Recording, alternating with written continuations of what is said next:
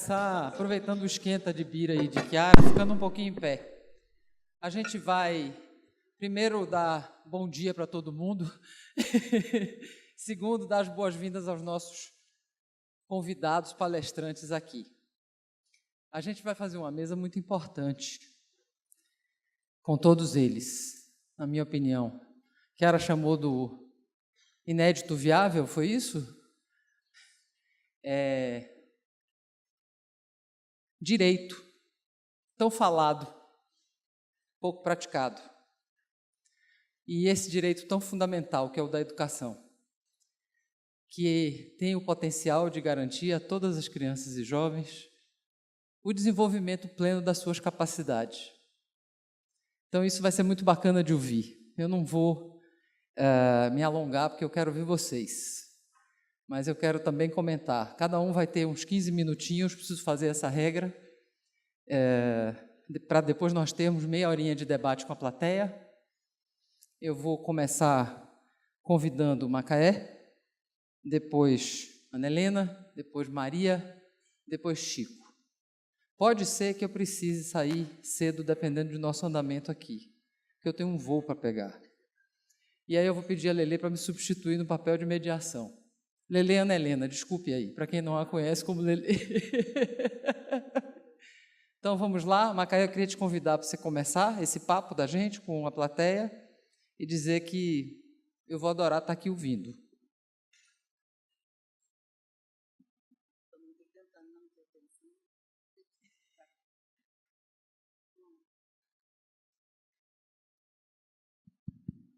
Bom dia para todo mundo.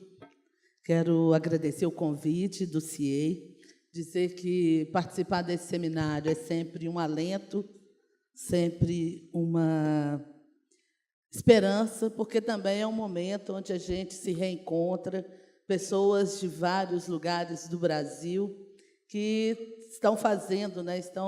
Nós estamos todos, cada um nos seus lugares, tentando dar uma contribuição no desenvolvimento da educação integral para o nosso país. Então, é uma alegria estar aqui nesse seminário com pessoas tão queridas.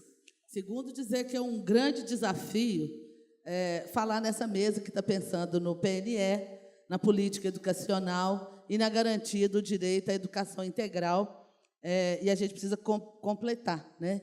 Em momentos de grande fragilidade institucional, de crise institucional, crise financeira no país, eu acho que é um desafio ainda maior a gente pensar numa agenda para a educação integral no contexto que nós estamos vivendo. E terceiro, dizer que eu fiquei pensando que eu queria muito estar aqui na mesa para discutir mais a pedagogia, as práticas, as inovações, porque possivelmente eu seria bem mais feliz falando dessas questões. E aí, para começar, então, para não falar direto, né, de PNE, de política, e todo mundo já fica assim, boa parte das pessoas que estão aqui sabe bem minhas posições, já espero o que eu vou dizer, eu trouxe um vídeo, é 1 minuto, é um momento de slam. Não, isso aí eu queria o vídeo mesmo, para colocar na tela para mim. O primeiro slam interescolar que a gente fez em Minas. Eu queria ver se a gente conseguia pôr som, se dá para o pessoal ouvir. Virará Cauã. Eu vi reerguer a minha casa. O alicerce foi suor. O telhado, trabalho. Em nosso prato nunca deixou faltar coragem.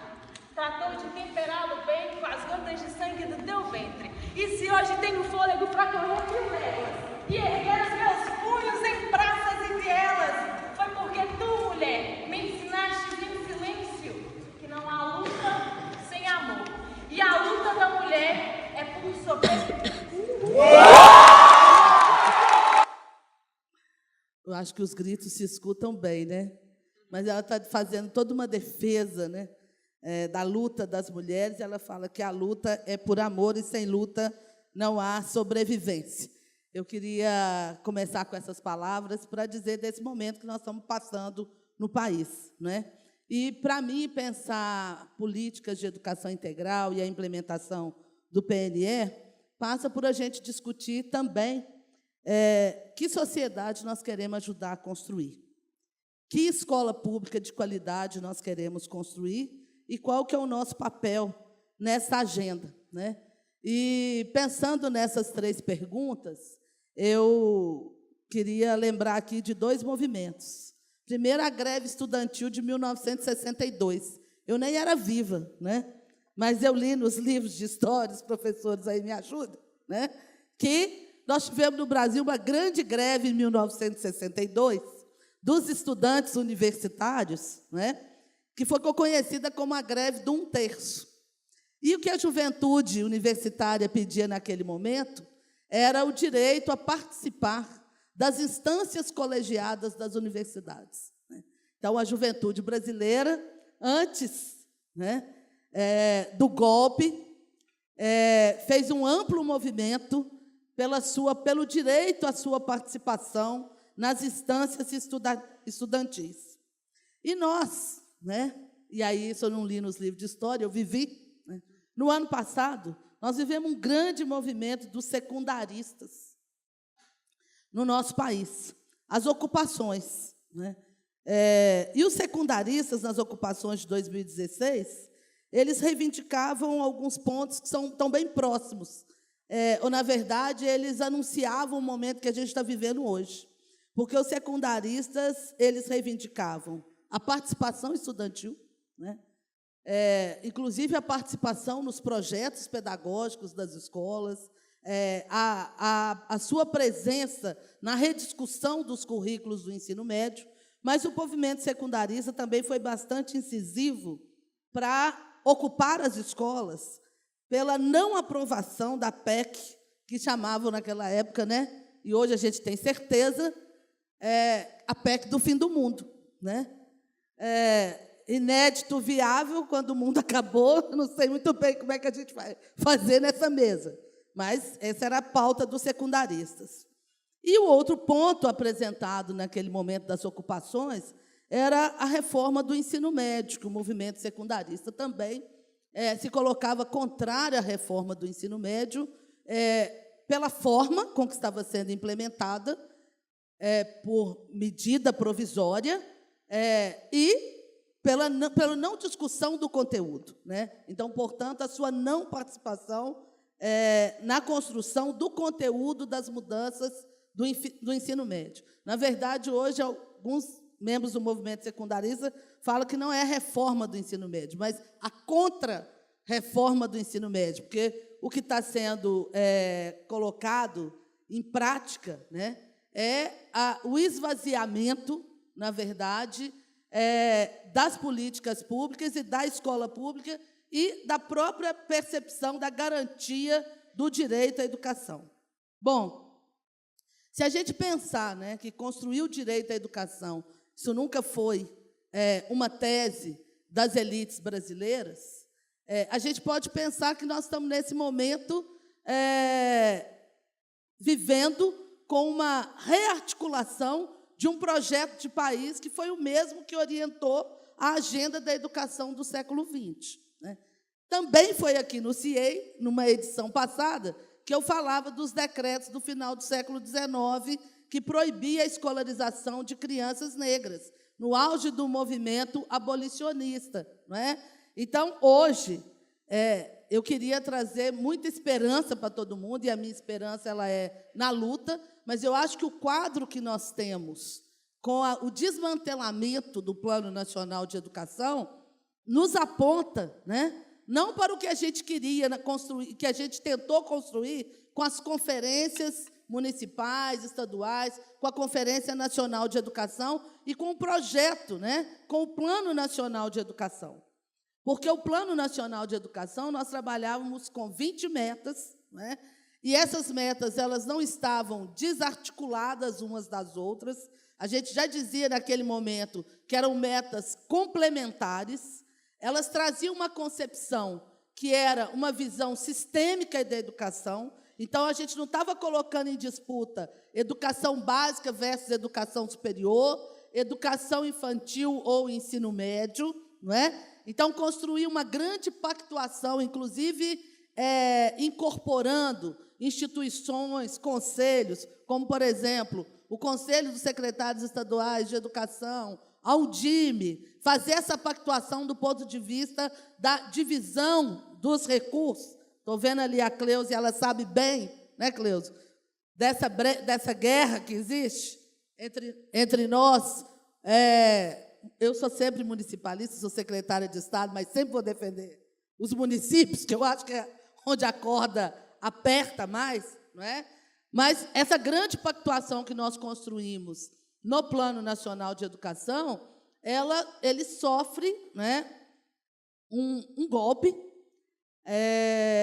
na medida em que a gente aprova a Emenda Constitucional 95.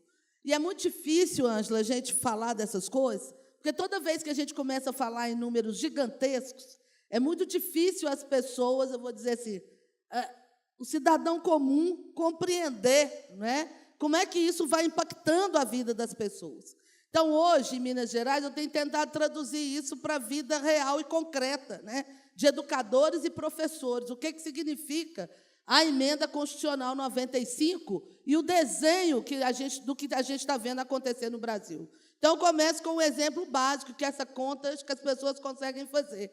Quer dizer, de 2016 até agora, foram 100 mil famílias desligadas do programa Bolsa Família em Minas Gerais.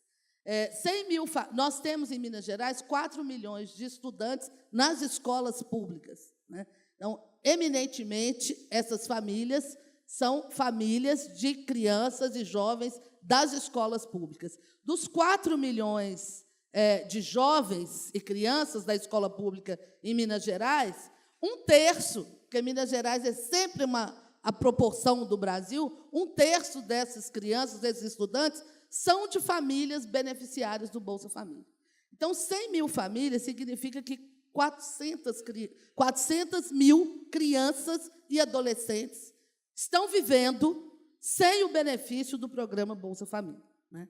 Quem acompanhou a nossa agenda de monitoramento da frequência escolar e o impacto de um programa como o Bolsa Família na permanência das crianças no ambiente escolar, né, consegue rapidamente compreender qual que é o impacto da Emenda Constitucional 95. Né? Significa que 400 mil crianças, né, de um universo de 1.200.000 crianças e jovens matriculados em Minas Gerais, 400 mil as famílias já estão desligadas, né? E é nesse contexto que nós vamos ter que desenvolver uma política educacional que congela, ou seja, nós teremos em 2018 um orçamento menor do que o que a gente teve em 2017, e a gente imagina isso num prazo de 20 anos. A meta 20 no Plano Nacional de Educação, a meta de financiamento, né, gente, ela não é uma... Às vezes as pessoas parecem que a gente está pedindo o céu, né, gente? Às vezes eu escuto alguns discursos, eu falo, gente, eu acho que eu estou com vergonha, porque parece que eu estou pedindo um grande privilégio para as crianças e os adolescentes brasileiros, que é ter direito, ter garantia do seu direito à educação. Ter uma boa escola, né, com uma boa infraestrutura, com professores formados, com permanência desses profissionais, para que a gente possa ter um projeto educativo continuado, não é? Porque o que garante um projeto educativo continuado, muito além, ou apesar dos governos, é uma equipe pedagógica coesa, comprometida com o território onde ela está inserida. Então, esse desafio, né, me parece, hoje, uma questão fundamental. Eu queria pedir à nossa colega que me antecedeu, como é que a gente faz para ter atenção e ligar o celular, porque eu estou copiando aqui, gente.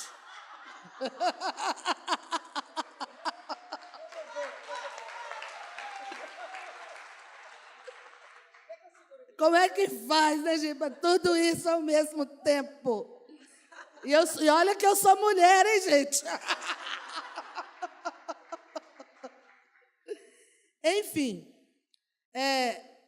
para mim, né, a construção do direito à educação, ela não se faz descolada de outros direitos.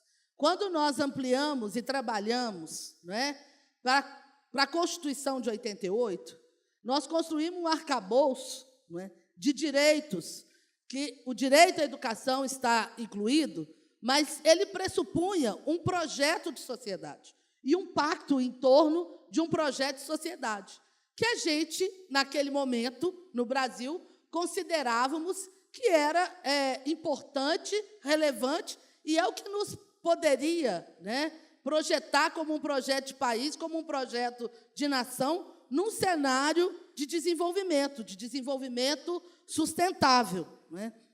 Bom, o que a gente vive hoje é a total desconstrução da nossa Constituição de 88.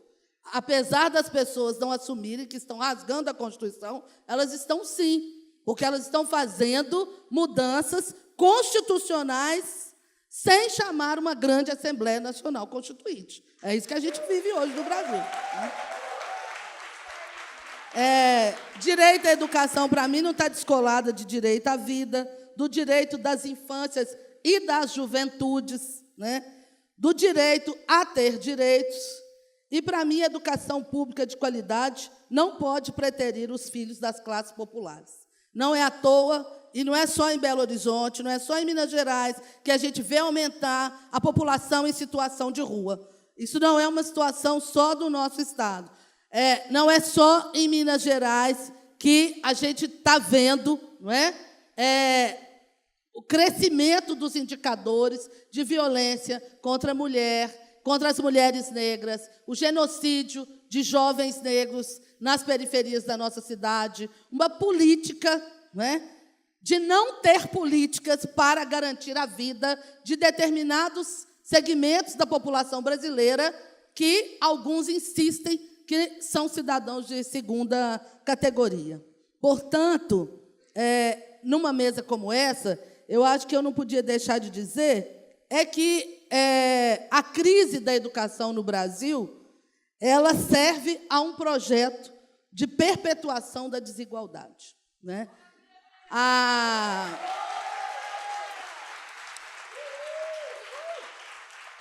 O Muniz Sodré, ele tem uma frase que eu me apego muito, que ele fala: os pobres produzem seus próprios intelectuais. Então, a minha pergunta é: como nós poderemos ter nossos próprios intelectuais se a gente conseguiu escapar de morrer na infância, mas somos assassinados na adolescência, né? Se nós podemos ingressar na educação infantil, mas agora, como em muitos municípios brasileiros, nós estamos tendo a expansão para menos, né? A gente estava tentando construir uma fala para dizer isso. Vamos ampliar o número de atendidos, diminuindo o tempo. Pilar, acredite. Tem gente falando em fazer 3 turnos para a educação infantil.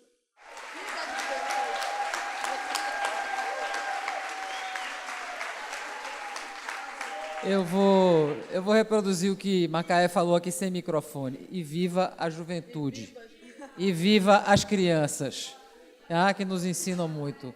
Maria, eu queria te convidar, agora é a sua vez para conversar conosco, falar desse assunto tão importante.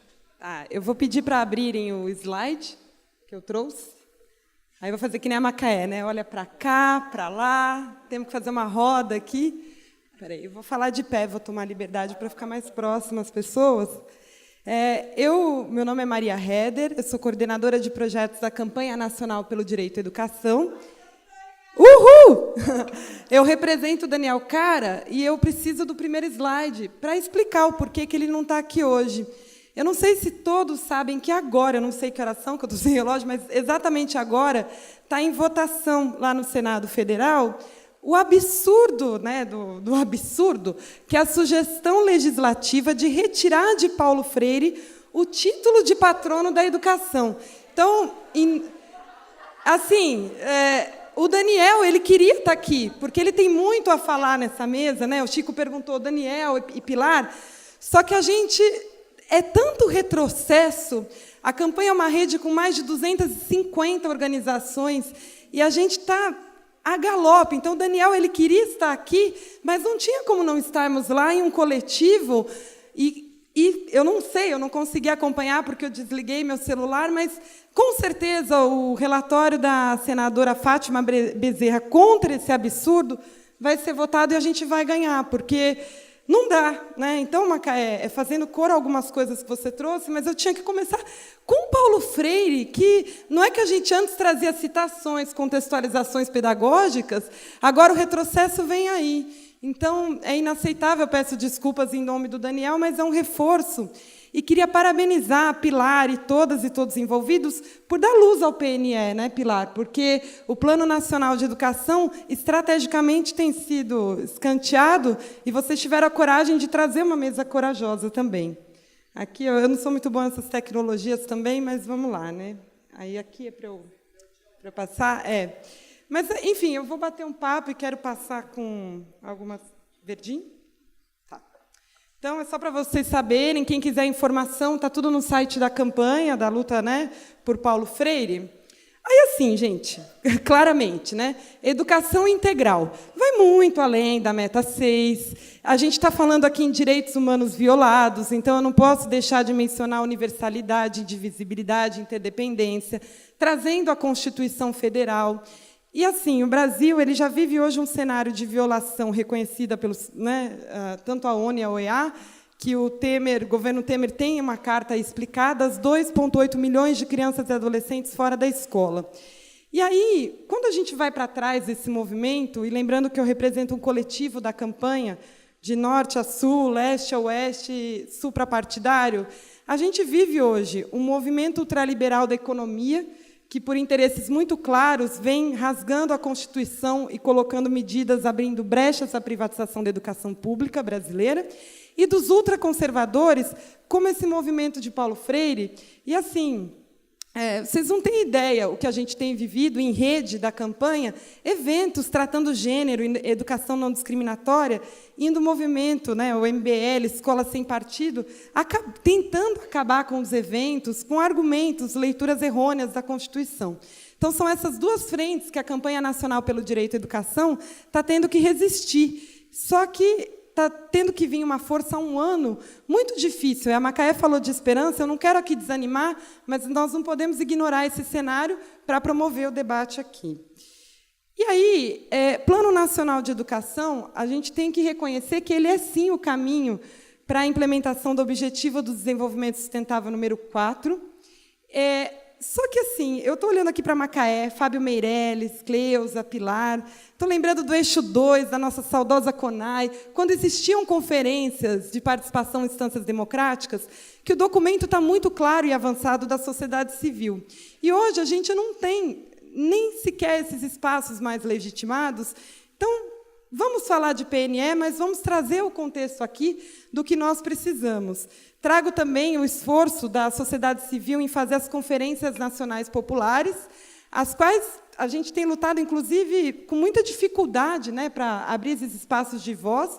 Também tenho críticas em alguns processos sobre a CONAP, dos desafios que nós somos colocados também, mas é essa a realidade que nós vivemos. Então, falar de educação integral e a meta 6 ficaria muito irreal, né, quando o contexto que a gente vive aqui. Então, falar de Plano Nacional de Educação é trazer a visibilização para tudo isso, com muita coragem que a rede da Campanha Nacional pelo Direito à Educação tem feito. Então, assim, seria basicamente revoga tudo, né? O movimento sai na rua. Então, vamos lembrar o que pedimos a revogação, reforma trabalhista, né, que está em tramitação, reforma do ensino médio, e, claro, Sinaeb também, que a gente tem tido várias discussões sobre a avaliação e os nossos esforços da sociedade civil, né, sendo totalmente também escanteados. Fórum Nacional de Educação, não sei se todas e todos acompanham, que é a instância democrática de participação da sociedade civil, que a gente teve, né, com o atual governo, totalmente uma desconfiguração do fórum. Então, estamos em luta nos municípios. Aí você pensa, a sociedade civil estava organizada, é impossível você ter uma orientação única de direção, porque cada município, cada estado é um caso desse desmantelamento. Então, Tudo isso que eu estou falando aqui, lembrando que a campanha nacional pelo direito à educação é com base no direito nacional, internacional, e todas essas pautas da campanha são legitimadas também pelas recomendações da Procuradoria Federal dos Direitos do Cidadão, que Débora Duprá tem feito um serviço maravilhoso de, né, pedir tudo isso. E aí, gente, assim, trago aqui, PNE, Macaé já falou, as pessoas aqui na mesa, todas e todos estão falando, que é o caminho para a garantia da qualidade da educação. Nós, da campanha, há um ano, estamos exaustivamente denunciando o que a gente vive no Brasil, mas com argumentos técnicos e legais, que são necessários também, além da nossa luta nas ruas, que estamos unidos. E aí, gente, dos 103 países que participam do processo da ONU, chamado Revisão Periódica Universal, quando nós levamos, então, o problema da aprovação da Emenda 95, 26 reconheceram, e são nações que têm políticas e visões bem diferentes, a importância de implementação do Plano Nacional de Educação, inclusive com o risco da violação de todos os tratados internacionais. E 45 desses países consideraram o que a campanha levou. Que é isso? É olhar para o PNE na sua integralidade. Educação integral, acesso à educação infantil, ensino médio e, claro, a Meta 20, que eu vou falar daqui a pouco. Só por curiosidade, né? A gente traz as vozes, mas temos que estar em consonância também com o mundo que vê a situação do Brasil. Então, Israel e Sudão também fizeram essa recomendação pelo Plano Nacional de Educação. A Malásia também recomendou a garantia de fundos para a implementação do plano. Venezuela criticou diretamente a Emenda 95, vários países aqui, e a gente sempre destaca, não sei se eu coloquei, o Japão, que trouxe uma recomendação explícita. Então, assim, todas as instâncias legais internacionais apontam essa violação, e agora nós, aqui, enquanto sociedade civil, temos que olhar um caminho para isso.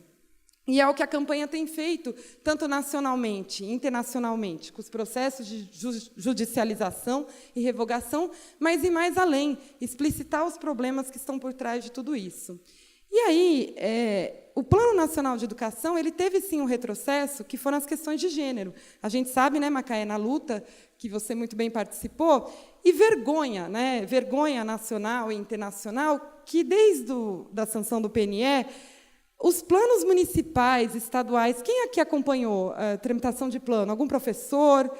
Quem aqui viu a vergonha da criminalização dos movimentos LGBT, trans? Levanta a mão, alguém que está... Não é? Então, ali também, não só vocês, todas e todos nós, mas a ONU também, pelo princípio da não discriminação. É tão simples isso pelo direito internacional. Todas e todos têm o mesmo direito universal, que vivem no território brasileiro da educação infantil ao longo da vida. E você vem com essas políticas, vem desde da crise do kit anti-homofobia, né, que a gente viveu isso, e aí também, dos 103 países, 26 trazem todos os argumentos do que nós vivemos aqui. E aí vem Chile, Eslováquia, Finlândia. Foi maravilhoso a exposição da Finlândia contrária ao que o Brasil vive hoje. É inaceitável toda essa política discriminatória da educação que vem com esses grupos ultraconservadores. Aí nós conseguimos, foi em 13 de abril, é importante olhar essa data, porque no dia 7 de abril vem à tona aquela vergonha, que sai uma versão da base, vem outra com as questões de gênero, e no mesmo dia o vereador Holliday, o Schneider, anuncia uma possível demissão pela doutrinação das escolas. Quem aqui da rede municipal de São Paulo? Tem alguém? Né? Acho que vocês têm acompanhado, seriam até mais legitimados a estar aqui do que eu, só estou contando o cenário internacional. Tudo isso chega à ONU nessa data 7 de abril, eu estava lá pessoalmente, vendo frente aos retrocessos, e sai a carta dos relatórios da ONU com todas as argumentações de violação que o Brasil vive. São nas instâncias municipais, estaduais e nas políticas públicas nacionais. É uma heterogeneização que a gente tenta, vem com a homogeneização da cultura heterossexual, branca, enfim, e a gente vive com o projeto Escola Sem Partido, tudo isso nos municípios que a rede da campanha tem trazido. E eu estou contando aqui o meu tempo, mas eu não podia deixar de falar isso. Então, o que a gente traz em mensagem aqui ao Plano Nacional de Educação e nesse momento? Não, a campanha fez uma mobilização com mais de 200 mil pessoas, não é para inventar a roda. Nós temos Constituição Federal, o Plano Nacional de Educação e suas metas, que a participação da rede da campanha uniu, Undime, CNTE, todos com o mesmo ideal para esse caminho da qualidade. Isso é inaceitável, e a gente tem que aproveitar o debate dos objetivos do desenvolvimento sustentável para colocar o PNE para esse caminho de implementação. Aí a gente está tudo isso no site, eu não vou me prolongar, essa relação direta das metas do PNE, essa análise, com os ODS. Então, ODS 4 está, né, e aí, claro que a gente traz a educação em tempo integral, mas a campanha toma muito cuidado sempre em ressaltar que nunca uma política de ampliação de jornada para o tempo integral pode negligenciar aqueles que estão fora da escola, as outras etapas de ensino, o que tem corrido um movimento de tentativas de focalização de algumas coisas. E aqui eu trago só um olhar cauteloso que a meta 20, a relação, claro, ela é necessária para a implementação de todo o PNE, mas, quando a gente fala do ODS, ela está relacionada ao ODS 17. E a gente tem tomado muito cuidado que não é... O ODS 17, ele é, sim, custo aluno qualidade inicial, ampliação da complementação da União para a educação pública e de qualidade, cuidado com o olhar de parcerias globais, que é essa força para exigirmos, no caso da educação ODS 4, os 10% do PIB para a educação que estão ali no nosso PNE. E aqui eu vou encerrar que a gente não pode desanimar, né, Macaé e todas e todos aqui. O cenário ele é horrível, estamos aqui, o nosso WhatsApp, a Cleusa e a Pilar estão acompanhando tudo que a gente vive, mas quais são os caminhos para o Plano Nacional de Educação e para uma educação integral? O que a gente tem agora? Então, é a incidência pela lei do novo Fundeb, a campanha está forte nessa discussão. Tem uma brecha pela emenda constitucional 95, que nos permite, então, esses arranjos no novo Fundeb, e é esse o caminho que a campanha tem se unido em rede para tentar reavivar o PNE e sua meta 20, o custo aluno qualidade inicial, via essa incidência no novo Fundeb. No entanto, a gente ressalta que nós nunca podemos admitir, aqui está longo, mas eu vou resumir, a revogação da emenda 95, assim como essas emendas, são a nossa luta número 1. Estamos em todos os processos judiciais. Mas, claro, que temos que pensar caminhos e caminhos urgentes, porque aquela criança que, no início da tramitação do PNE, já não teve a sua vaga em creche, essa etapa não volta. Só que eu não posso só falar de educação infantil quando nós temos uma educação de jovens e adultos totalmente marginalizada, e é o mais pobre que paga a conta. Você para pensar, e a gente tem visto isso no movimento da campanha. A trans, que está lá, pobre, indígena, é a que mais sofre. E ninguém olha para essa população nas políticas públicas. E aí eu vou encerrar, né, com 2 slides. Temos aqui essa distribuição dos investimentos. Nada mais é quando a campanha, há anos, tudo isso está disponível no custoalunoqualidadeinicial.org.br, ela propõe uma inversão da lógica do financiamento da educação, um financiamento justo. Atualmente, só olhar para a pizza, todos, não sei se conseguem enxergar, 18% azul, União, estados 40% e 42% municípios. O custo aluno qualidade inicial, ele cobra da União a garantia da Constituição Federal, uma ampliação do seu investimento. E, claro, numa base justa, né, com base na justiça social, que eu valorizo o salário dos profissionais da educação, valorizo a infraestrutura adequada. O Brasil vive ainda o cenário das escolas com infraestrutura precarizada e, claro, essa distribuição mais igual. Encerro aqui o slide. Só vou aqui tentar tudo isso disponível online. A gente está muito aberto ao debate para ir às ruas juntos também, com todos que estão aqui, para pedir para o Paulo Freire tudo isso. Só aqui, só um minutinho, mais um aqui, vou voltar. Eu quero terminar, acho que ele travou aqui. Enfim, o que a gente luta nessa... Se você puder voltar para mim, eu agradeço, que acho que travou. Voltou? Não está um pouquinho à frente, se puder me ajudar. Só voltar 3 desse. Mais um? Aqui. Então, assim, em termos, né, os números do financiamento, e o Chico acho que vai colocar aqui também, eles podem parecer mais complicados, mas de forma simples, para que toda a sociedade possa entender. Hoje, de cada R$1 investido por estados e municípios, a União coloca 10%. E lembrando aquela pizza, 10 centavos. Então, está errado, não está justo. Então, o que a campanha pede e clama, próximo slide, é a gente fazer alguns olhares, né, para a educação e pedindo os 50 centavos desse R$1. E, claro, eu encerro com esse slide, que financiamento da educação ele parece, né, complicado. Toda a luta da campanha ela é embasada no ignora o custo de manutenção, por exemplo, das escolas, os desafios da inclusão para a qualidade. Está tudo isso contemplado nesse cálculo, que é o reflexo disso, o espelho disso, a luta da sociedade civil no Plano Nacional de Educação, a Meta 20, que é o caminho para a implementação do Objetivo de Desenvolvimento Sustentável, mas, infelizmente, tudo isso, sequer o Plano Nacional de Educação tem sido priorizado. Então, acho que eu vou... Mais um só, eu termino. Então, a campanha ela completou 18 anos de luta. Então, é luta por... Olha o momento que a gente vive, de todas as pautas, incluir Paulo Freire. É um momento absurdo mesmo, né? E a não discriminação. Então, a mensagem que a nossa rede traz, né, e está em carta pública isso, né, é que tanto o comitê diretivo, né, transmite isso, né, que é a governança da campanha, a defesa que tudo da economia esteja a serviço da educação, bem como dos demais direitos do povo brasileiro, por meio de financiamento adequado das políticas. É o povo quem constrói a economia. Contudo, ele é injustamente impossibilitado de usufruir da riqueza gerada pelo seu suor.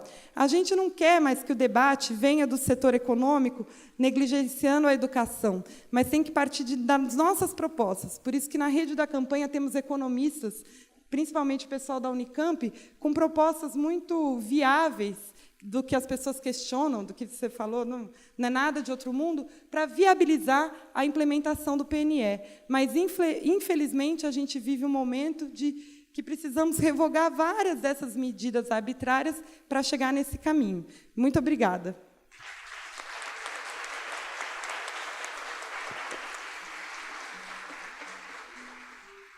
Obrigada, Maria. Você traz um ponto importantíssimo do PNE ser conduzido, ser permanecido, ser continuado, como ele foi criado para poder dar uma forma sistêmica ao direito à educação no Brasil e de como isso deve se desenvolver de forma articulada.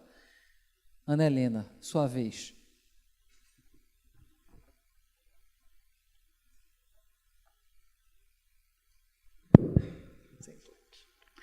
Bom dia a todos e todas. Cumprimentar as companheiras e o companheiro aqui de mesa. Bem, difícil, né? É um momento difícil. E eu fico pensando na citação do Paulo Freire, que educar exige esperança. Mas está difícil buscar essa esperança. Eu digo para a Macaé que eu sempre gosto de ouvir ela falar, porque ouvir a Macaé falar me acende esperança. Mas hoje está difícil, né, Macaé? Mas é bom, assim, a gente precisa buscar essa esperança sem perder também essa consciência crítica e esse espírito de resistência e de luta que se faz cada vez mais presente. Bom, então eu acho que a minha fala se dá exatamente dentro do contexto e do quadro e das preocupações já assinaladas pela Macaé e pela Maria. Então, eu não vou voltar nisso. Mas é dentro desse contexto, desse quadro que eu estou falando, né?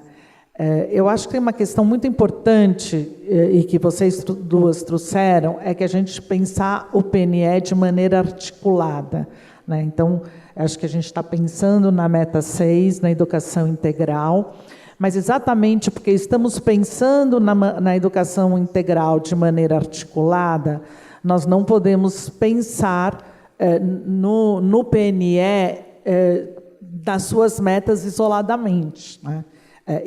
Inclusive porque pensar nas metas isoladamente é uma forma de enfraquecer o próprio plano. A gente tem que pensar de forma sistêmica, organizada e articulada.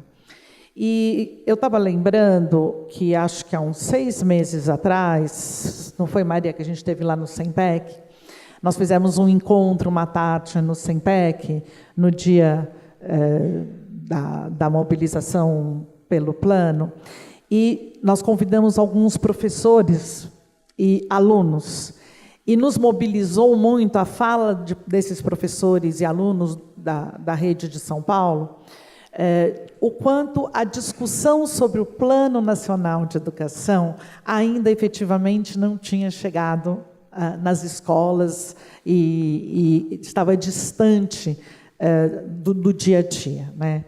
Então, quando a gente pensa na questão de educação integral, eu acho importante a gente pensar, a gente fala muito nas dimensões culturais, nas dimensões afetivas, sociais, artísticas, mas é importante pensar também na dimensão política. O que é essa educação política que se dá dentro das escolas e que os secundaristas têm nos mostrado e nos ensinado cada vez mais que é necessária e tem um anseio por isso, né?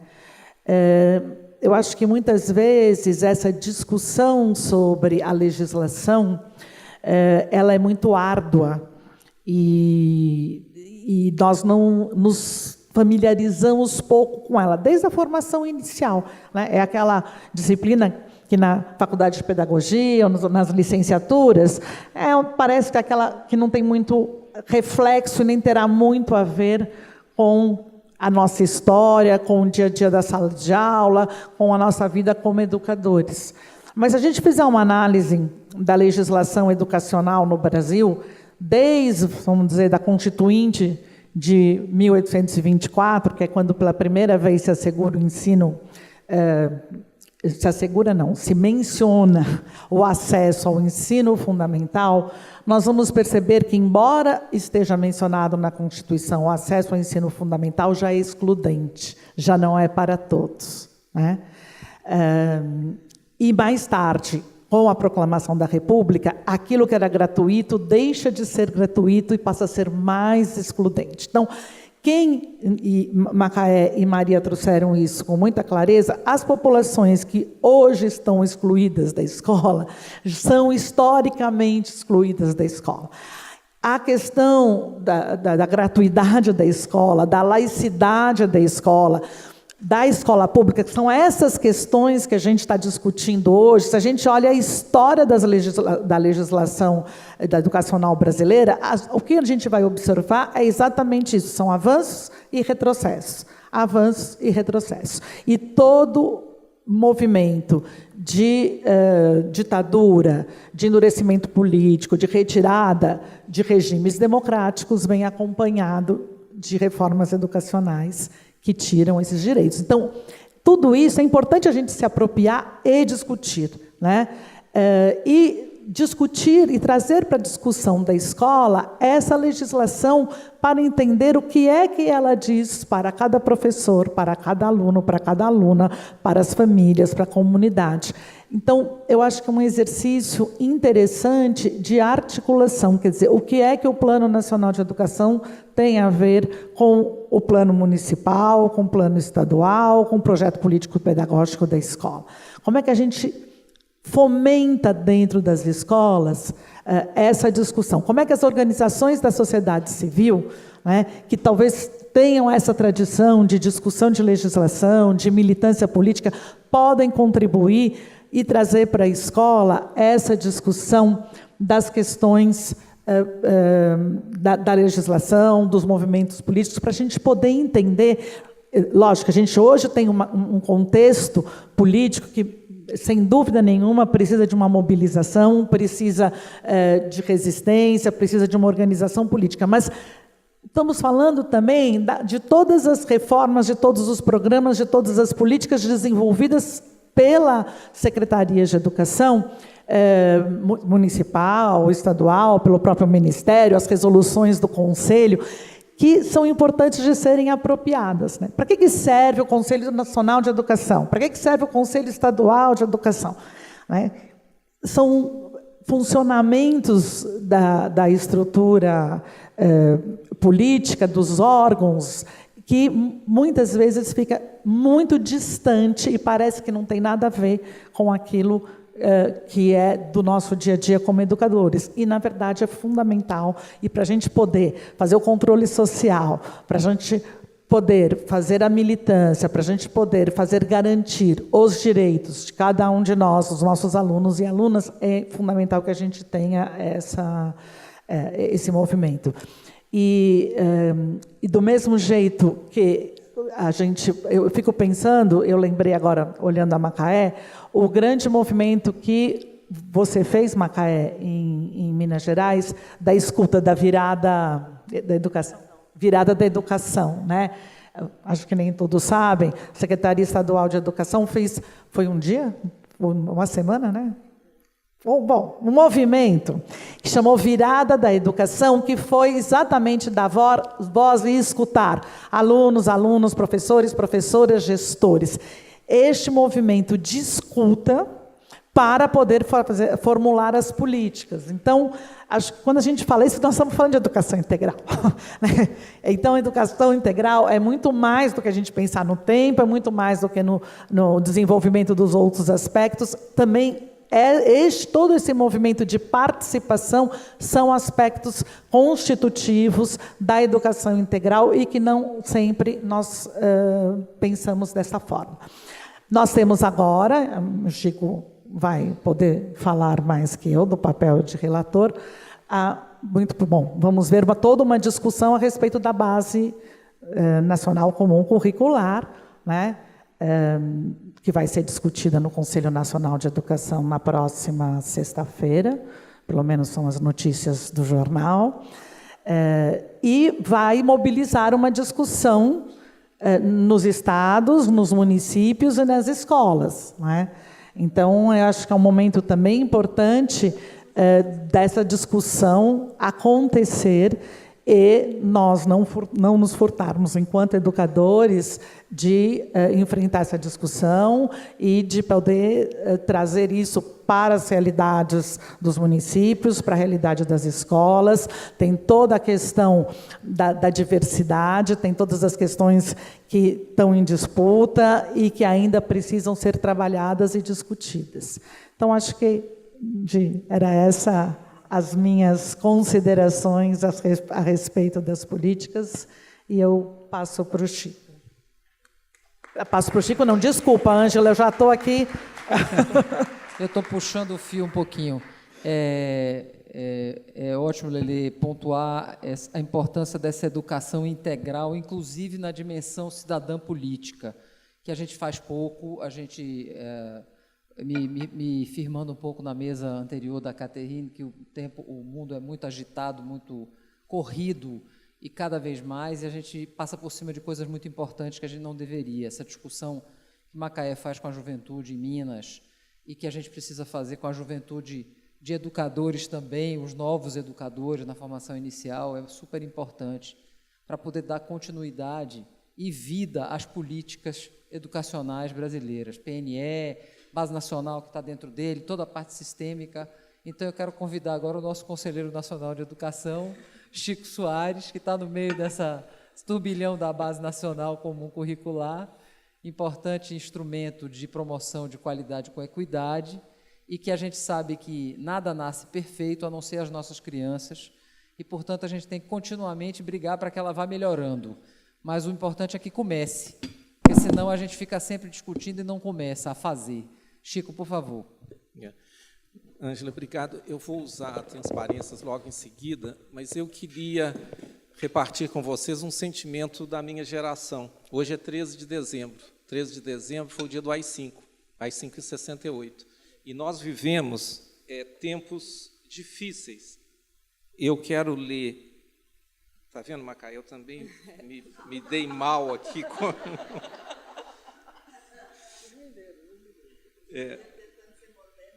Exatamente, mas eu não posso deixar... eu queria ler alguns versos de um poema que, para mim, é muito importante, que é um poema de Brecht, que ele fala, aos que virão depois de nós. Eu tenho 66 anos, então vocês, muitos, virão depois de mim. Eu vivo em tempos sombrios. Que tempos são esses, quando falar de flores é quase um crime, pois significa silenciar sobre tanta injustiça.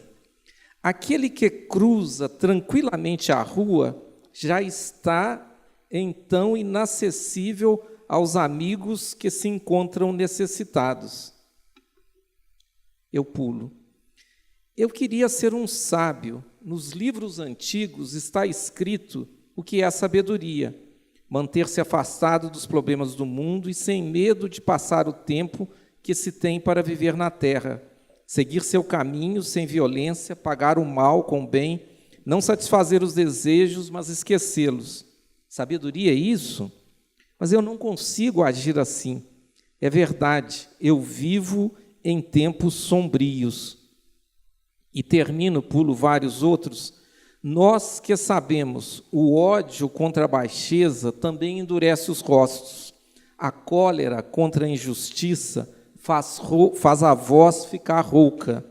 Infelizmente, nós, que queríamos preparar o caminho para a amizade, não podemos ser nós mesmos bons amigos. Mas vocês, quando chegar o tempo em que as pessoas sejam amigas, eu mudo aqui um pouco para refletir, quando as pessoas sejam amigas entre si, pensem em nós com um pouco de compreensão. Isso, para mim, me bate muito, porque se eu pudesse escolher, eu escolheria viver em outros tempos. Eu escolheria viver em outros tempos, onde que fossem tempos onde as pessoas fossem reconhecidas, porque são pessoas. Infelizmente, a gente vive num país, e a gente tem uma história, onde isso não acontece. Então, o que nos compete é mudar isso a partir de onde estamos. É claro, eu vou fazer os meus comentários a partir da minha posição. Você me faz... Ah, não, então eu passo. Obrigado. É só você me explicar direitinho. Tá bom, tá bom, eu vou. Não vai dar tempo de voltar. Eu vou falar sobre 3 coisas: a especificação do direito, a concretização do direito e o monitoramento do direito. Não é que eu sou fissurado em direito, mas é que... Eu só falo nisso, né? Mas é que isso é o que a gente precisa nesse tempo que a gente está vivendo. Mas eu concedo aqui, no princípio, que eu, que estou fora, estou na universidade, estive na universidade, agora estou no órgão de Estado, é muito mais fácil a gente falar de especificação e de monitoramento. E é muito mais difícil falar de concretização, que é de onde várias pessoas vêm, em particular os secretários. Muito bem. Eu começo no 205 da Constituição, porque é onde o direito está especificado. A educação é direito de todos, dever do Estado e da família, será incentivada, e depois fala em 3 finalidades da educação. Vocês não imaginam como que isso tem estado presente na discussão. A educação para quê? O pleno desenvolvimento da pessoa, seu preparo para a cidadania e sua qualificação para o trabalho. Só que isso é muito geral. Uma das formas de exclusão é você falar genericamente. Então, esse artigo ele é ótimo, todo mundo concorda. Mas isso significa o quê? Né? O 210, o legislador, então, ele disse, olha, isso daqui, o seu direito, ele é um direito que nós vamos estabelecer posteriormente. É claro que o legislador, lá em 88, ele usou a expressão que ele conhecia, que se conhecia, que o debate educacional colocava, que é o conteúdo dos mínimos. Para o ensino fundamental, isso tem dado fantásticas discussões, de maneira a assegurar a formação básica comum e os valores culturais, artísticos, nacionais e regionais. Perceba, aqui a Constituição deixou muito claro, e é importante que a gente reconheça isso, que o direito precisa ser especificado. E é esse o momento que a gente está vivendo. A lei do Plano Nacional, ela vai dizer direitos e objetivos de aprendizagem e desenvolvimento que configuram a Base Nacional Comum Curricular. Eu tenho me batido muito por essa palavra direitos e objetivos. Então, se falarem mal de mim, é verdade. Eu estou defendendo os direitos. Eu estou defendendo que nós nos expressemos com essa palavra, que não é uma palavra pedagógica, ela é mais política, ela é mais legal. Mas perceba, nesse país que tem enorme dificuldade, não tem problema a gente conviver com um pouco de ambiguidade para dizer a criança deve aprender essas coisas. Quem prestou atenção, e nós todos prestamos atenção, na fantástica palestra da Caterine, ela falou aprendizagens várias vezes. Eu acho que foi a palavra que ela mais falou. Perceba? Então, o direito à educação, hoje, ele é o direito de aprender. De onde que veio isso? Ele vem da LDB. E a LDB, ela começa dizendo há conteúdos curriculares que todos devem aprender. Então, todos devem aprender a língua portuguesa, a matemática, conhecimento do mundo físico e natural. Perceba, são conteúdos que todos devem aprender. Há um autor inglês que fala muito do conhecimento poderoso. Perceba, nós todos aprendemos. Então, uma educação onde você não aprende aquilo que você precisa para a vida, é uma educação que te exclui. Então, a minha primeira preocupação, quando eu olho o integral, e eu falo dele em seguida, é garantir que esse integral esteja construído em cima de conhecimento. Mas, quando a LDB fala do conhecimento, logo em seguida, aquele era o 26, esse é o 27. Logo, a LDB fala o seguinte, olha, os conteúdos curriculares da educação básica observarão ainda difusão dos valores fundamentais de interesses sociais, direitos e deveres do cidadão, respeito ao bem comum e à ordem democrática. Ou seja, lá em 96 já estava claro, você tem que ter o conhecimento, mas é o conhecimento vinculado aos valores, às atitudes. Essa é a enunciação dos direitos na BNCC. Está no texto. A BNCC é uma enorme discussão nacional. Eu preferiria uma formulação mais simples, tá? Mas são esses, e o que está colocado aqui é muito razoável. A gente encontra aqui, nessas 10 sínteses, grande parte do que nós gostaríamos que qualquer criança desenvolvesse. Não, mas fica aqui, então, a definição com a qual a discussão convergiu, que a educação é um processo intencional organizado de aquisição, conhecimentos e habilidades. Habilidades é um termo da LDB, significa colocar o conhecimento em ação, e não aquele conhecimento só centrado em si próprio. Desenvolvimento de atitudes, incorporação de valores e da cultura, desenvolvimento da capacidade de mobilizar, articular e aplicar esses recursos, lidar com emoções para encontrar a solução de problemas da vida. Ou seja, eu estudo para quê? Para a minha vida.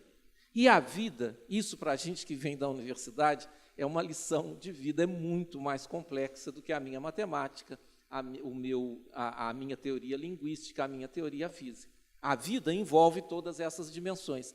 Por que a vida envolve essas dimensões? É que isso tem que estar na escola. Então, quando a gente fala de educação, quase que o adjetivo integral já estaria junto. Mas é importante sinalizar e incluir. Eu deixei esse slide em francês, eu peço desculpa, porque eu adoro essa simplicidade. O que a criança deve aprender? As linguagens para pensar e comunicar. Os métodos para aprender, a formação da pessoa e do cidadão, os sistemas naturais e os sistemas técnicos, as representações do mundo e da atividade humana. Eu adoro essa simplicidade, é isso que eu quero, e é isso que eu quero para todos. E agora nós entramos num problema sério. Aquele ideário que nós temos, ele se concretiza de que maneira? A palavra concretização, ela é muito importante. Ela é muito importante porque ela nunca está no nosso debate.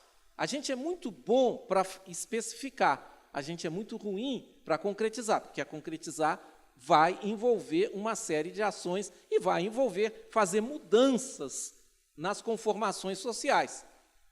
Para isso, para eu garantir o direito, o que eu quero? O que a sociedade precisa? Acesso, ter lugar na escola, ficar na escola regularmente. Regularmente significa não sair, não abandonar, ser promovido no ano seguinte e aprender. Eu coloquei aprendizados no plural, são várias coisas que a gente deve aprender.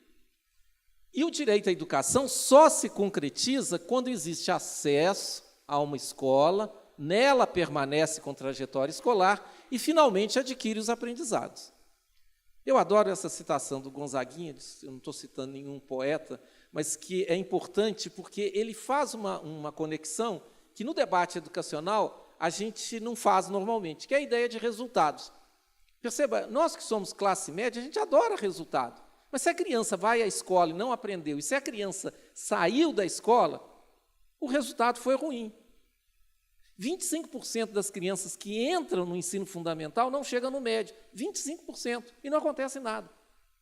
Então, é importante, quando a gente vê um número, uma ideia como essa, dizer, olha, o resultado educacional, no social, ele é muito importante. Bem, eu volto um minutinho para falar do monitoramento. É fundamental. É claro que eu estou tomando aqui uma política pública um pouco isolada. Ela não é a mais importante. A mais importante é a concretização. Mas eu estou envolvido nesse lado. Então, reparto com vocês esse sentimento. Um direito que não está inscrito nas leis, nós conseguimos isso. Não tem instituições que eu garanto. Conseguimos mais ou menos. Mas que não é verificado, é apenas uma utopia. O Brasil adora essa história de falar regras gerais, mas não concretizar. Então, qual que é o papel que uma pessoa como eu, com a minha trajetória, tenho? É de colocar na roda os indicadores que vão nos obrigar como sociedade a pensar de onde a gente está. Quais seriam esses indicadores? E aí eu coloco esses que estão aí. Primeiro, a inclusão. Tem que incluir todo mundo. Há muitos anos, nós estamos convivendo com crianças da educação infantil e do ensino médio, fora da escola. Não é uma coisa de anteontem. Mas a gente tem falado pouco sobre isso. Nesse caso, até não é exatamente pouco, não. Segundo, é a relevância. Nós temos discutido muito pouco, e esse congresso ele é importante também por causa disso. Será que os aprendizados são relevantes para a vida dos alunos? Eu me lembro lá no interior de Minas, estudando à noite no ensino médio, e o professor de português, ele tinha lá as idiosincrasias dele. Ele adorava adjetivos gentílicos. Então, a gente tinha que aprender o adjetivo gentílico de Jerusalém, ou um brasileiro que não é. Jerusalém é hierosomelitano, e o de Salvador, que é soteropolitano. Não, eu quero saber se os aprendizados têm significado na vida. Nós não temos tratado muito disso. Eu uso aqui também, de propósito, um termo duro, que é o termo eficácia, para dizer, será que o que você está aprendendo em nível compatível com o que você precisa? Será que a sua trajetória é regular? Gente, trajetória regular significa que a criança entrou na escola e foi caminhando regularmente. Esses dados existem, eles não estão sendo utilizados, mas eles são um desastre. Quando a gente olha um número de anos que aquela criança perdeu e que a sociedade gastou sem retorno. Mas o meu tema mesmo, tudo que eu tenho feito, é a desigualdade. E é interessante aqui que, embora eu domine os números, desigualdade não é uma coisa assim conveniente. Principalmente, às vezes, em ambientes de economistas, as pessoas ficam rindo internamente, porque agora socialmente é mais difícil. A distribuição dos aprendizados é a mesma em diferentes grupos de estudantes. Perceba, felizmente, nós somos diferentes. Não tem nenhum problema, uma diferença entre duas pessoas. Mas tem um problema enorme quando as Marias são piores do que os Joãos, ou os do Sul têm melhores do que o Norte. Tem duas exclusões que a criança está submetida na escola. Ela não aprender e ela aprender menos do que os do outro grupo. Infelizmente, depois de amanhã eu não estarei aqui, nós vamos estar entregando aqui num determinado lugar um projeto que eu fiz lá com colegas, onde nós estamos fazendo, então, um mapa dessas desigualdades. Ninguém esteve interessado em desigualdade militantemente. Eu fico vendo as manifestações das pessoas e dizendo que jogam para baixo. Tem muita gente interessada em vários temas, mas a exclusão do não aprendizado, ela é tão séria quanto a exclusão de um grupo aprender muito menos do que outro. Não posso porque o tempo já acabou, mas eu preciso falar dessas duas coisas finais. Quando eu estou falando de monitoramento, eu não estou falando apenas dos resultados. São resultados importantes. Perceba que eu falei que desigualdade é um resultado, que trajetória regular é um resultado. Mas eu preciso falar dos recursos para que isso aconteça. Eu queria reconhecer a importância da discussão da campanha para que o debate educacional tenha dito, olha, são duas coisas que a gente tem que monitorar. Eu tenho que monitorar o que nós conseguimos e o que nós temos. E são três dimensões do aprendizado, dos recursos. Se eles existem, se eles estão favorecendo a quem mais precisa e se eles estão sendo bem usados. As três dimensões são importantes. Não quer dizer que um grupo só vai falar das três, mas o debate só vai ser redondo, a sociedade e o direito à educação do coletivo só vai estar se a gente trabalhar com todos esses. Muito obrigado. Desculpa.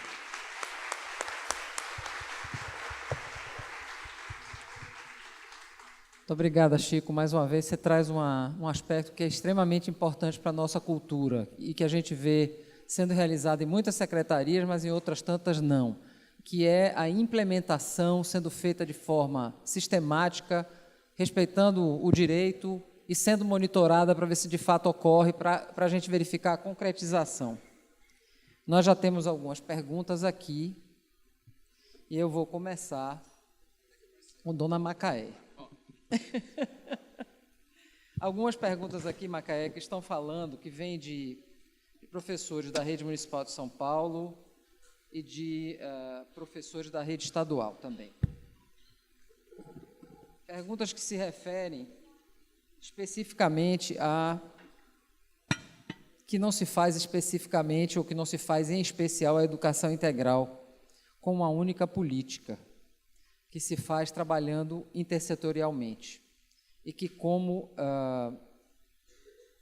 essas políticas podem ser realizadas se não há uma grande favorabilidade da atual, vamos dizer assim, política nacional, em primeiro lugar.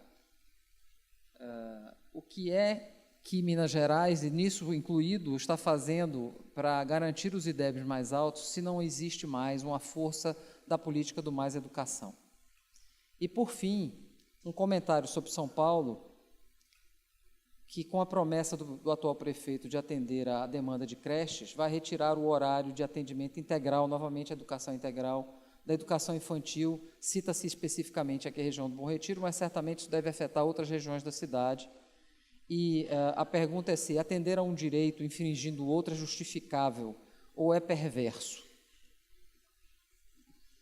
De forma geral, é atendimento integral.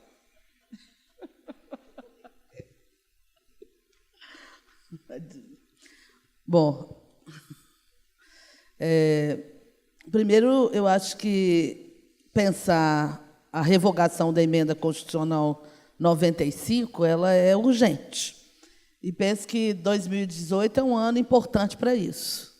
Se a gente conseguir retomar a democracia, se a gente conseguir proceder a eleições amplas e livres, com direito à participação de todos nesse processo. E acho que nós que somos da área de educação, a agenda número 1 é eleger, em especial, um Congresso comprometido com a revogação da emenda constitucional 95. Eu acho que, para a gente, para mim, isso é pressuposto para a gente começar a pensar se a gente vai ou não escutar o que algum candidato tem a dizer, porque nós sabemos e estamos sentindo diretamente o que é o impacto dessa medida.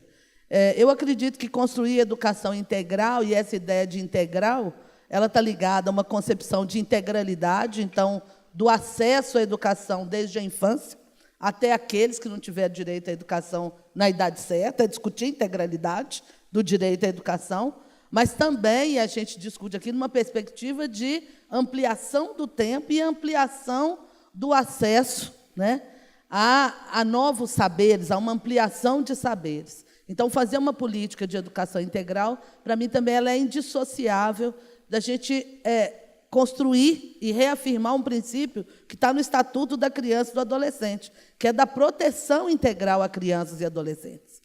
E aí, mais uma vez, a emenda constitucional ela é importante, porque nós não estamos falando só de não financiamento para a educação.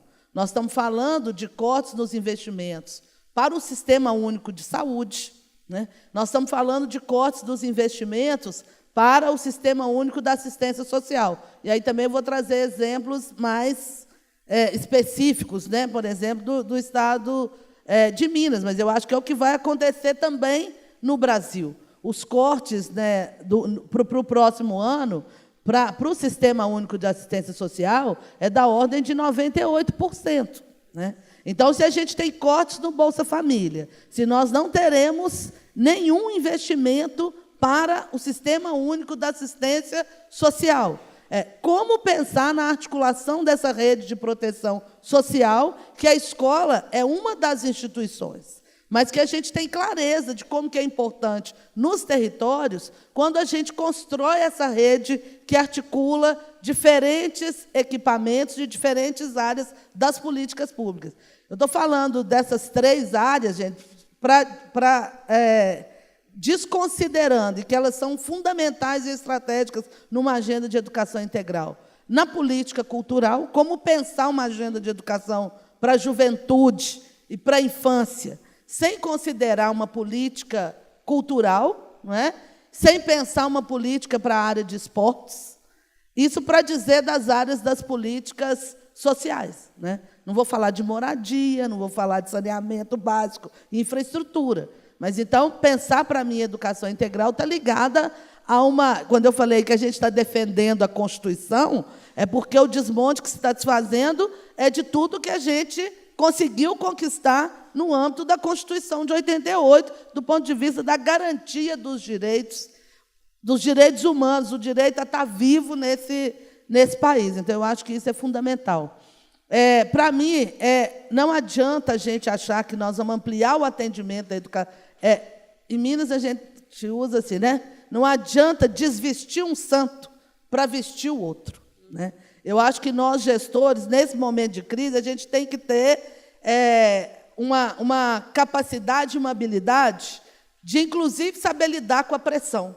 Eu sei que os secretários municipais estão espremidos das paredes para ampliar o atendimento da educação infantil. Agora, não faz sentido eu pensar que vou ampliar o atendimento à educação infantil, primeiro, diminuindo o tempo daqueles que já estão matriculados. Então, as crianças de 0 a 3 têm atendimento integral, eu vou passar todo mundo para meio horário, porque aí eu consigo atender 2 crianças. Né? Na verdade, a gente consegue desassistir 2 famílias, porque a gente nem bem atende uma e muito menos atende a outra.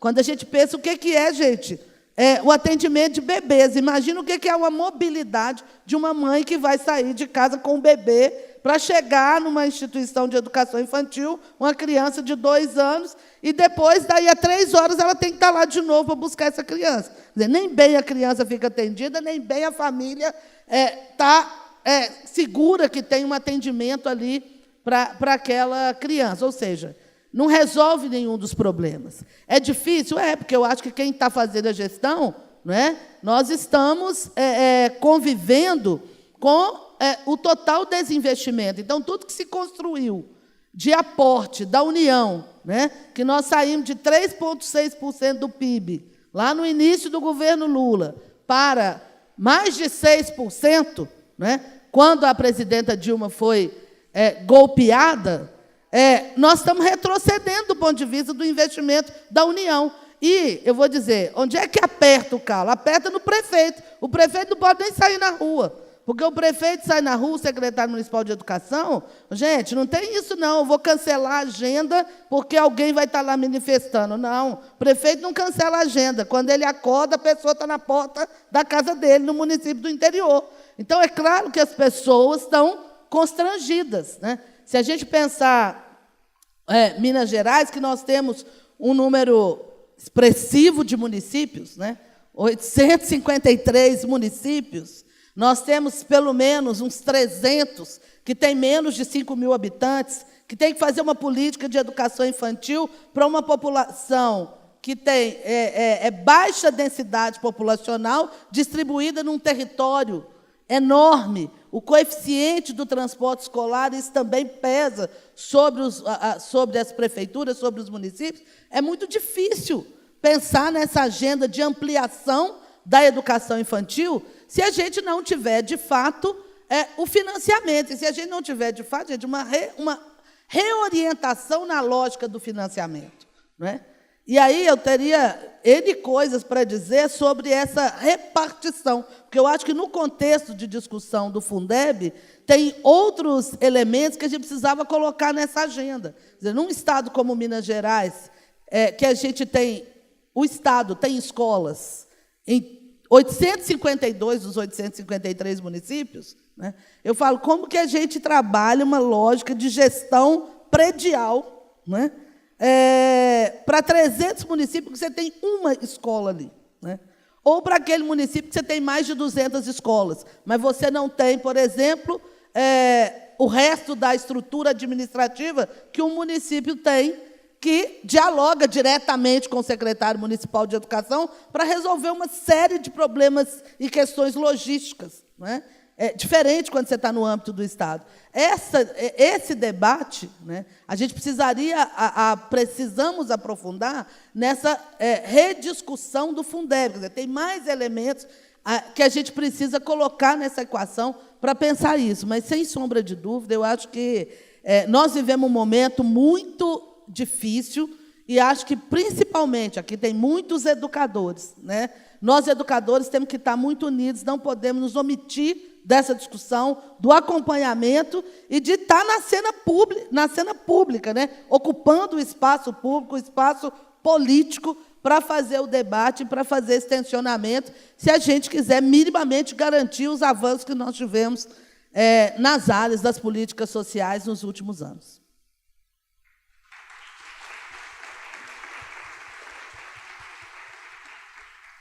Chico, tem uma pergunta aqui para você, um pouquinho espinhosa, mas eu acho que você, como bom mineiro, será capaz de responder tal qual Macaé. A pergunta é de que serve um documento como a base, se essa prioriza, no seu cerne, os interesses do mercado e de grupos empresariais.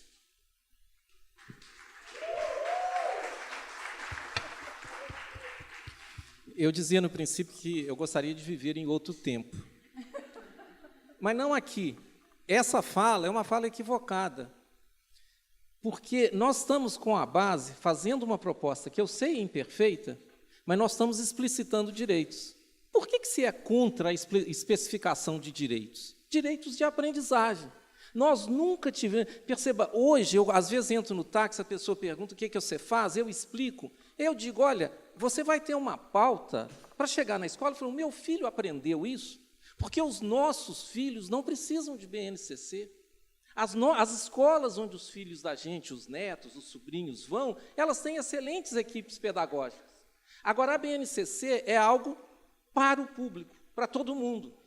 É claro que essa especificação ela vai ser imperfeita, ela foi desenvolvida com um processo que é imperfeito. Para mim é muito claro. Agora, ela especifica direito. E é a primeira etapa do direito é dizer qual direito que é. Então, o direito à educação, sem que ele tenha concretude, é o que eu coloquei aqui. Ele é uma utopia. A sociedade brasileira está profundamente dividida. Profundamente dividida. Então, hoje, existem interesses em todos os lados da questão. Quem faz essa pergunta, quem não faz, existem interesses. Será que é possível, no meio dessa dificuldade, dizer que, quando a criança... É o artigo que está lá na resolução, que eventualmente será aprovada, onde a gente diz, olha, a criança vindo à escola, ela tem que estar alfabetizada. E o que significa alfabetizada? Tem uma definição, domínio do código alfabético, saber ler e escrever textos compatíveis com a idade e as 4 operações. Extremamente simples. Perceba? Mas isso será uma revolução se nós, como sociedade, pudermos dizer, aos 9 anos, isso a criança tem que dominar, porque hoje a metade não faz. Então, a base ela tem 1000 problemas. Eu queria terminar com a metáfora do Vic Muniz. Vic Muniz é um grande artista plástico brasileiro, e ele trabalha com lixo, portanto, com a imperfeição. Só que ele compõe aquela obra que fica bonita. Então, é muito como eu hoje vejo a base. Ela está constituída de enunciados imperfeitos, mas quando eu a olho no geral, como primeira etapa, eu digo que ela tem uma função. Está muito difícil, como eu disse, a discussão, e existem movimentos muito complicados, mas eu olho o direito da criança, o direito do jovem de aprender o que ele precisa na vida. E é por aí que eu vou fazendo as análises, ouvindo os argumentos e caminhando. Muito difícil, mas é por aí que eu caminho.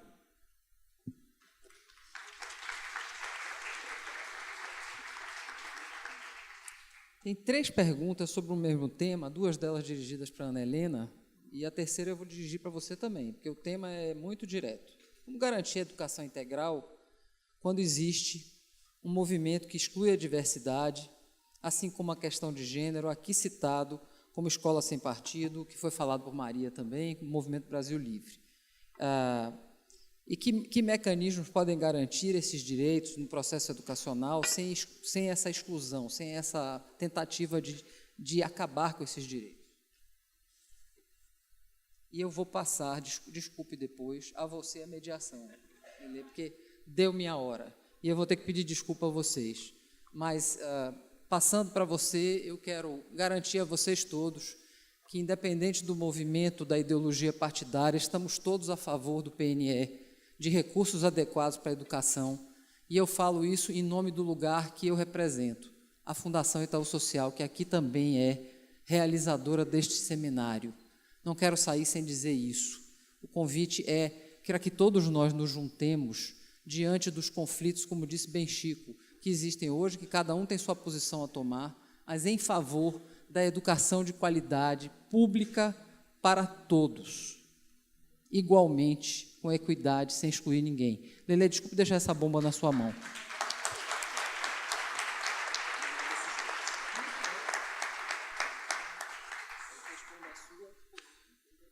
Vamos lá.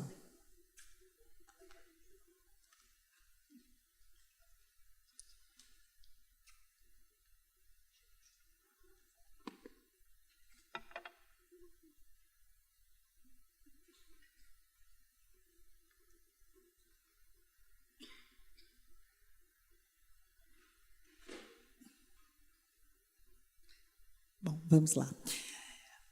Olha, eu acho que foi Chico que disse que talvez integral seja um adjetivo, né, que necessário para marcar do que nós estamos falando, mas nós estamos falando de uma educação, estamos falando de educação.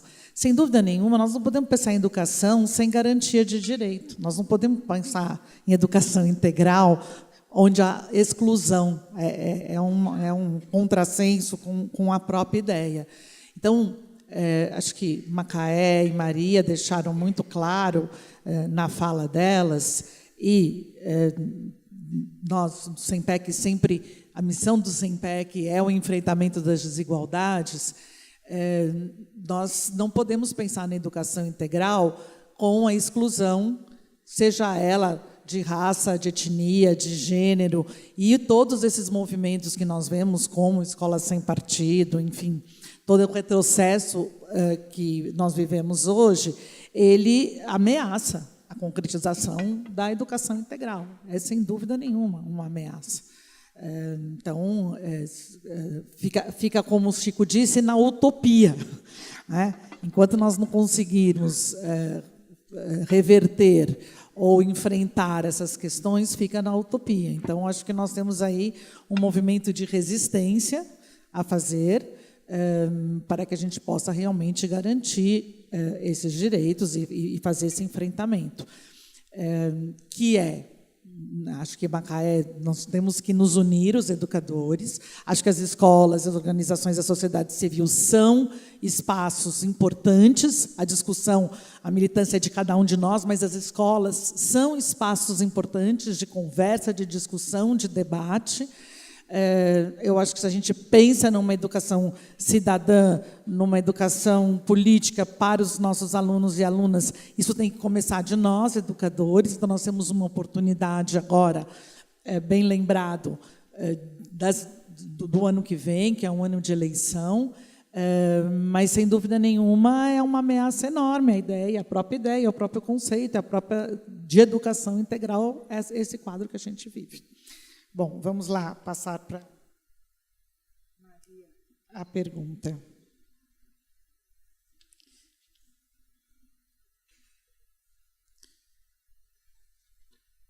Eu vou ter que ler, tá, gente? Um minutinho.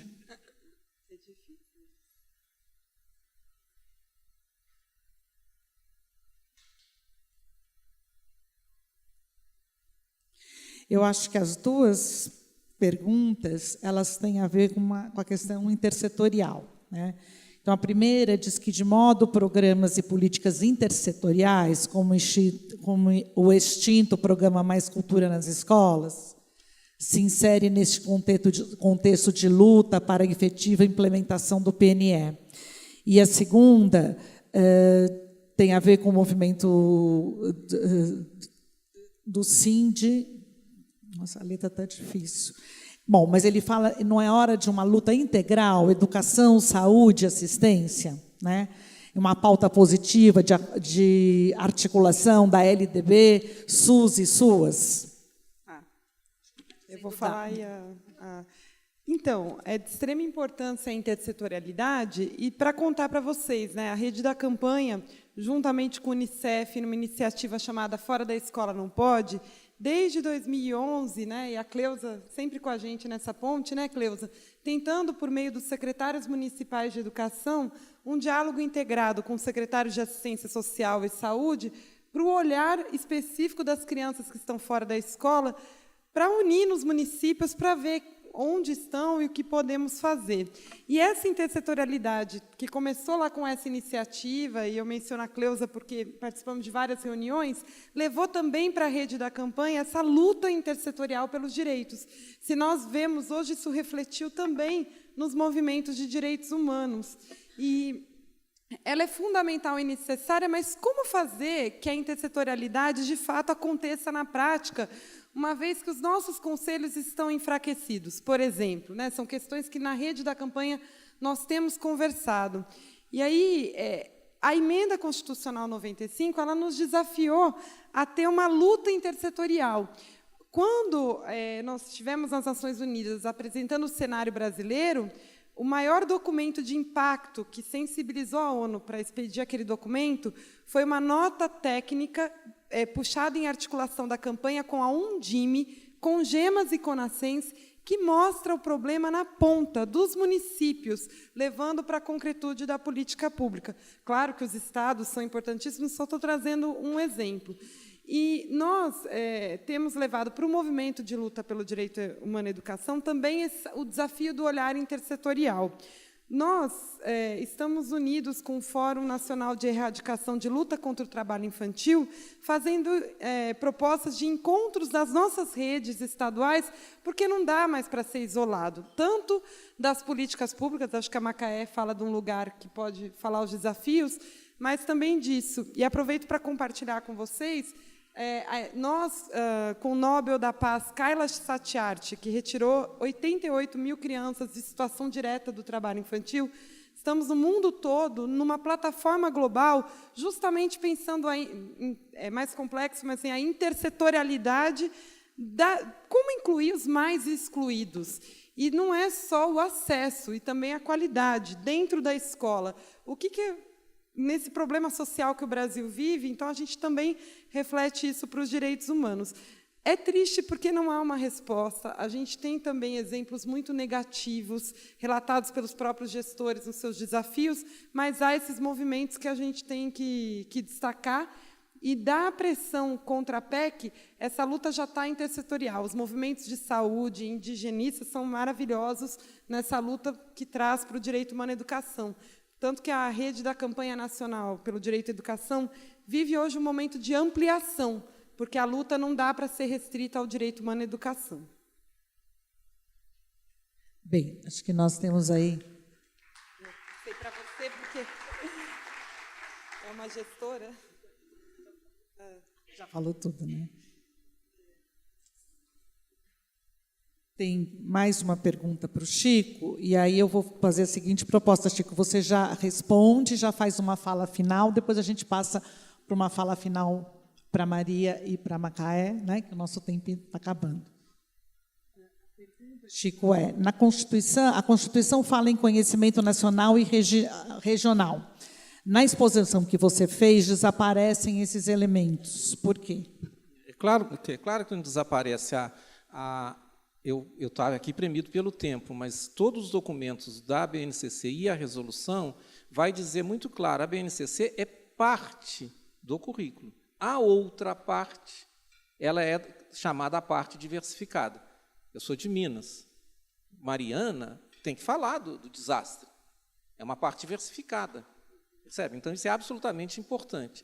Um outro artigo, que é um artigo importante, é que a BNCC não vai ser copia e cola. Percebe? Chegada na escola, a escola vai poder e terá que fazer, porque a LDB não está revogada, e o artigo 12 e 13 diz que quem deve fazer a proposta pedagógica da escola é a escola com a participação dos docentes. Como que isso vai ser feito depois que existe uma BNCC? Primeira coisa é dizer, olha, nós vamos acrescentar, a parte diversificada é uma coisa, mas é claro que você pode também aumentar objetivos de aprendizagem que reflitam o projeto pedagógico. Mas depois, é muito importante isso, que o que está ali, de novo, não é cópia e cola, ele pode ser expandido e pode ser diminuído. O que não pode, não deveria, é um direito não ser atendido, ou seja, a escola dizer, aqui eu não vou te ensinar que 8 vezes 7 é 56. Não, isso não pode. Como vai fazer, isso é uma função da escola. Perceba? Então, essa dimensão é o que vai dar concretude à construção da proposta pedagógica pela escola. Né? E isso está lá, está dito. Eu entendo que esse processo ele precisaria ter uma certa calma. Outros países do mundo ou fizeram coisas menos ambiciosas. A Austrália está demorando 8 anos. Primeiro ela fez leitura, língua e matemática. Eu estou saindo desse processo perdendo determinadas discussões. Por exemplo, até hoje, eu perdi algo que eu queria que tivesse explícito, que é aquela pergunta, por que vocês estão fazendo a BNCC? A minha resposta, primeira, não é a única, mas é dizer para diminuir a desigualdade. Quer dizer, nós tivemos esses princípios mais gerais pouco explicitados, e seria importante que uma discussão com mais calma ela pudesse representar isso. Mas eu não tenho nenhuma dúvida de que a gente está dando um passo. Não sem escaras, vamos sair desse processo. Satisfação está aqui, eu queria agradecer muito o convite do Itaú Social, essa ideia de que a educação é integral, uma ideia importante, que a educação é para a vida, não é para uma apreciação, né? Ela não é algo que a gente olha externamente. Essa é uma ideia importante, e é uma ideia importante para a sociedade brasileira nesse processo. Muito obrigado, de volta para você.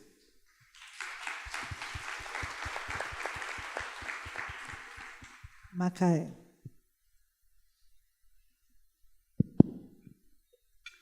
Bom, gente, eu quero agradecer pelo convite, dizer que a gente tem muita luta pela frente, é pela revogação da emenda constitucional, é para derrotar a escola sem partido, para derrotar essa ideia de que o professor e os alunos, os jovens, não têm a liberdade de aprender, liberdade de ensinar, liberdade de pesquisa. E, como bem nos ensinou Paulo Freire, que é patrono da educação brasileira, não só porque foi aprovado no Congresso, né, gente? Ele é patrono porque ele é patrono nos nossos corações. Nós é que escolhemos o Paulo Freire, né?